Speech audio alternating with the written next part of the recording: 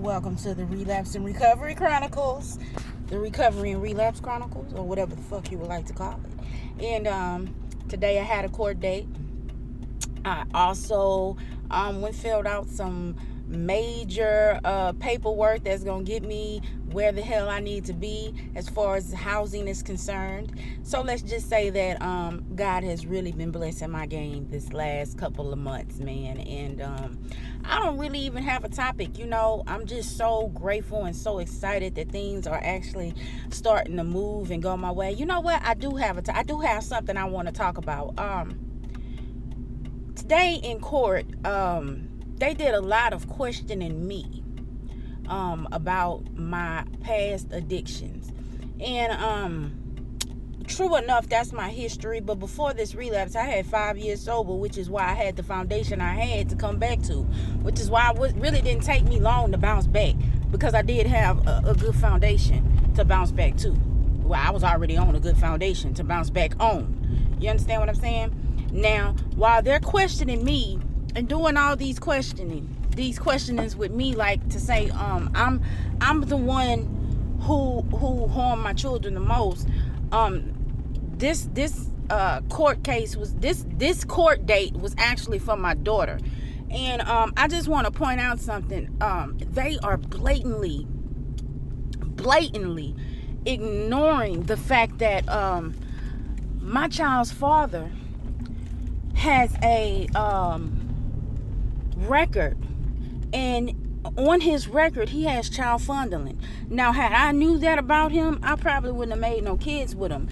And true enough, it happened in the maybe mid-90s, but I was young when he met me. He's probably in his late 50s now, maybe early 50s or something like that. But I was young when he met me. And if you ever go back to one of my videos called Building the Village, Rebuilding the Village, I talk about how these men predators, and they prey on women who are in their addictions and make kids with them and leave them out to dry. And then you got all these angry ass women in their addictions who can't come out of it because they're in a lot of pain. Never mind, move on. He has child fondling on his background. This is actually a charge that he has, that he served time for. Matter of fact, when I went through the charges that he had, that was the only charge that he had that he served time for, aside from the possession charge for marijuana. Now, y'all are questioning the fuck out of me about my relapses and about my drug history. Mind you, I have all non-ag, non-violent, non-sexual charges. All my shit is possession and manufacturing delivery. And the only reason I get manufacturing delivery is because I'm the kind of motherfucker, if you give me your money, I'm coming back with your dope. You know what I'm saying? Like, I ain't trying to run off on you. My bad for being a good person. My addiction. But this man has a child fondling charge. Mind you, all these sexual allegations started to come up when my daughter was on his side. Now my child is in therapy and don't want to see him, but they not putting two and two together, and they questioning me. And not one time did they question him or ask him about his past. Not one time did they ask him anything about any of his priors. They are blatantly ignoring the fact that they placed my child with a sexual predator. Be it her father or not, you placed my child with a sexual predator. You didn't bother to look at his background until after the allegations were made. And here you are questioning me like I'm the problem, when really my daughter didn't already let y'all know that he's the problem. At the end of the goddamn day, I'm getting visits. He's not. She don't even want to see that man. But y'all are questioning me. I just want y'all to see how fucked up the system really is, man. Y'all are blatantly ignoring the fact that that man is a sexual predator. And that's something that I've been knew. I didn't know it for sure. It wasn't a for sure thing, but I had that feeling. And if you go back to that video that I did, Rebuilding the Village, I say, I didn't even want my daughter to be around him until she could talk. Because I started putting two and two together as far as like me coming out of my addiction and being like, oh, the only reason I liked you is because you brought my drugs. A lot of women are like that. It's a lot of women that have children for the dope boys. And a lot of these babies that are in the system, that their moms just leave them behind, they are for the dope boys. They are. They're for these tricks. They are. They are fatherless because they were made in a situation where a woman was taken advantage of. Because no woman in her right mind is going to sell her body just for pennies and nickels and dimes. Literally. You got to be out of your mind. Insanity to do that. And I don't think that we shine enough light on the mental health aspect of this, the predator aspect of this, and how predators prey on your mental health, your emotional setbacks, your emotional downfalls, your mental downfalls when you're in your addiction. A lot of men prey on you at that point because they know that first of all, when you in your addiction, you don't give a fuck about them being married. You don't give a fuck about the girlfriend. You don't give a fuck about none of that. You don't. You just want your money so you can go get your drugs. They know that you're not calling nobody to find out if they're cheating because they understand that you understand that you know what you is at that point in time. You understand? It's not until shit gets serious that they be like, oh, I really like this girl, or oh shit, I done made a baby with this lady and I wasn't really trying to do that. Oh no, she done got sober.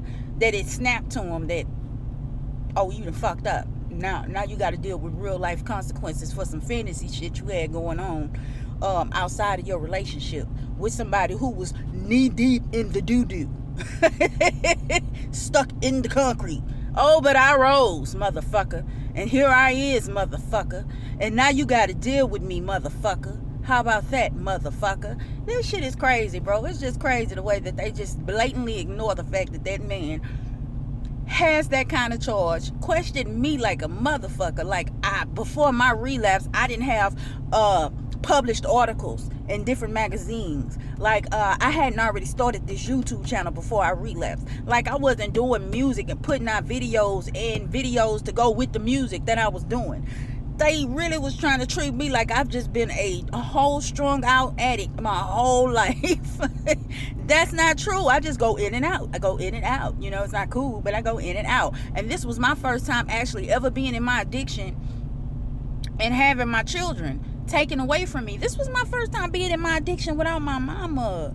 Like, oh, y'all, I stayed in my addiction so long because I did not have my mama. This was my first relapse without my mama. Oh, I was lost.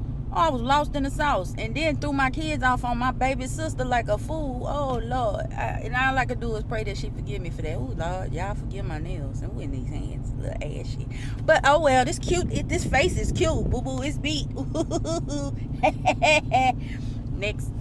But, yeah, that was on my mind. Just the way that they questioned me today in court. Confirm an appointment for tomorrow. Oh shit, baby, I start work tomorrow, baby. Oh, and I quit that job, baby. Listen, who not trying to fuck with them kids, baby? It's me, baby. I was a behavioral health technician at a recovery center for adolescents, and that's not gonna work for me because them kids, oh no. Oh no, it's just not gonna work for me. And some of the adults, no, I'm just not gonna. I can't. And I'm gonna tell y'all something, and I said this before in one of my videos. I am not sacrificing my mental health for no money. I'm already selling you my time for a dime. I'm good. You know what I'm saying? Until I can actually get enough money together to invest in something that's gonna be lucrative, like, you know, assets that's gonna make me some money while I'm sleeping. I ain't got time for that. Ain't nobody got time for that. It was a nice title, though. I like being able to say it in court, but baby, who put that resignation letter in? It was me. I ain't gonna be able to do it. Behavioral health technician, yeah. Certified recovery coach, woo. Ain't neither one of them titles going nowhere. I just need to find another job to do those things in, because I ain't gonna be able to do it with them babies. Them babies is retarded. That's them 2000 kids too. Them ain't even the 1990 babies. That's the 1990s babies. I'm good. I'll pass. I'll pass. But this has been the Recovery Chronicles, the Recovery and Relapse Chronicles, the Relapse and Recovery Chronicles, whatever the fuck you want to call it. And this has been Irose from the Concrete. Just coming back, giving you an update for today. Really didn't have just too much of a topic, just did a bunch of little ranting. And I say, if y'all got any topics that y'all would like me to talk about, you just put that down in the comment section and I'll start talking about that kind of stuff. I also decided that what I'm going to start doing is listening to one of my favorite rappers, K Reno. Listening to K Reno's YouTube channels, because he has some real good topics, and I'm gonna start bouncing off of him, and I'm gonna start calling that shit damn, I forgot the name of what I was gonna call it, but I guess y'all will know when I start calling it that, huh? What did I call it? My 2 cents? My 2 pennies? I got a dime on that? Some shit like that. Some shit.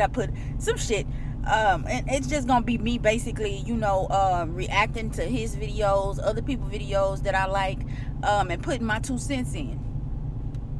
My 2 cents on what I think about certain things, because I really do think that I think about shit in a completely different way from everybody else. But anyway, this has been long enough. This has been the Relapse and Recovery Chronicles. Stay safe, stay sweet, and all my roses, you just keep rising. All right, love you.